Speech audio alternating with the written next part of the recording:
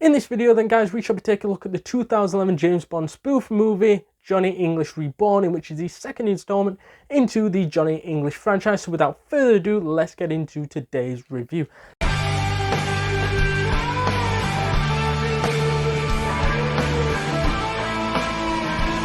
So I thought then that this movie was quite bang average at best.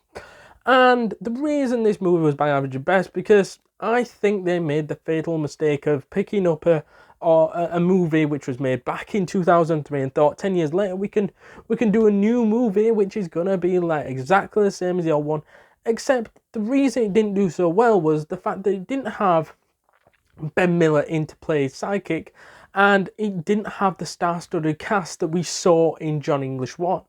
And I think that John English 2 failed primarily because it wasn't a movie that many people was clamoring out for, and I think that they made a lot different stuff in this one, and it just felt at times more cringe. It was funny in parts, but the best part of the movie was him trying to beat down the queen, thinking it was this Chinese woman, which was actually an assassin, and beating up Pegasus' mother because she also looked like the queen, and she also looked like the Chinese woman, which is also the assassin. And to see him continuously get it wrong, continuously beat up the wrong person, I think that was the funniest part of this movie. However, I think they made a mistake in making a John English sequel, in my opinion, as it never needed to be made. Nobody was clamoring out for it, and I think this was one of those which was a money grab at best. I thought a big part of the failure of Johnny English 2 was the fact that they replaced Boff. And I think they replaced Boff with Agent Tucker in this movie, who was Daniel Kaluuya, and he's a very big actor now. He was in like Black Panther, and he's in the MCU and plenty of other movies. I think he was also in Get Out as well. He's a very big actor, and to me, even saying that Ben Miller's better than him is sort of an argument, to be fair, because I do like Ben Miller, but I don't think that Daniel Kaluuya really came out looking as good as Boff did.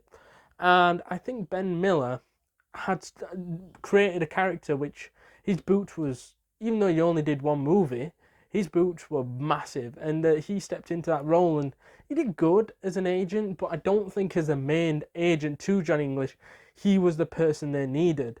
And I think that's why didn't Ben Miller do this movie? That's what I want to know, because that would have been better. Although I think a lot of this movie just feels like they don't really get the idea of what Johnny English was in the first place, and I think that's what they seem to be moving towards. And I thought the movie was largely predictable. I thought that the likes of Simon Ambrose, who was the villain, I thought he didn't do a bad job, but you could see this was very predictable. I also thought the end scene with Jiang Ping potentially getting killed by Johnny was quite cringe, as we saw Johnny trying to fight off himself from shooting Jiang Ping, which was being controlled by Ambrose, and that was just so cringe, because it was a thing. It weren't the reason Johnny doing this, that was fine, but it was like you had running commentary going, oh Johnny, no, don't fight against it and everything like that, and that just did my head in, and I thought that just ruined part of that movie, in my opinion,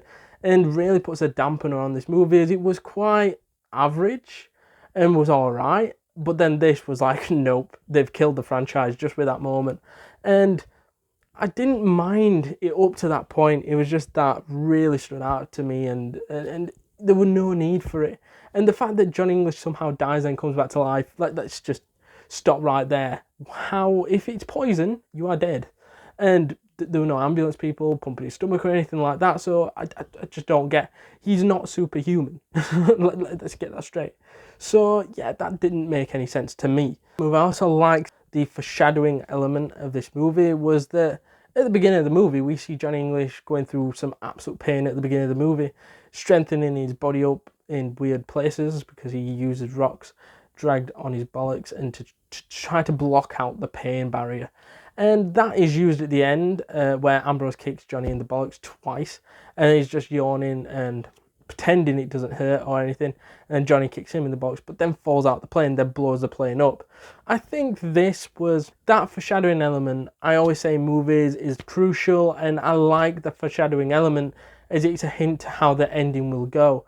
And although a lot of this movie weren't brilliant, I think this was one of the highlights of it where you go, okay, they took that from a few things, and I don't mind that element of things, and I would be a hypocrite if I said I didn't like that. Even though it was in a weird way, I think it worked. I thought then that the actors and actresses were also pretty good, and they had some good performers in there, like Rowan Atkinson. We saw the likes of Rosamund Pike, we saw the likes of Dominic West, we saw the likes of Jupp, we saw the likes of Daniel Kaluuya.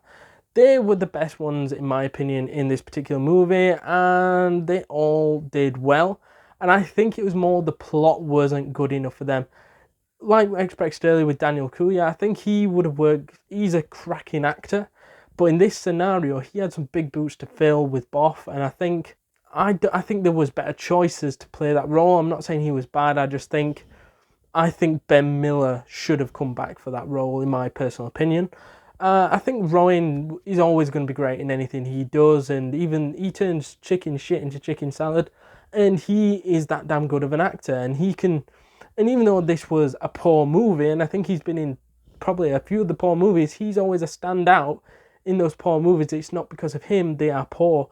And Rowan Atkinson is just an absolute legend anyway, so I'm not going to diss him, even if he was bad. To summarise this spoof James Bond movie then, I think this is a 6.7 and a bang average film. So let me know down in the comments down below what your thoughts are on this particular movie. And if you haven't already, hit that like button, hit that subscribe button, hit that notification bell to be alerted to all the new content that this channel creates. And I shall see you guys in the next one. Laters.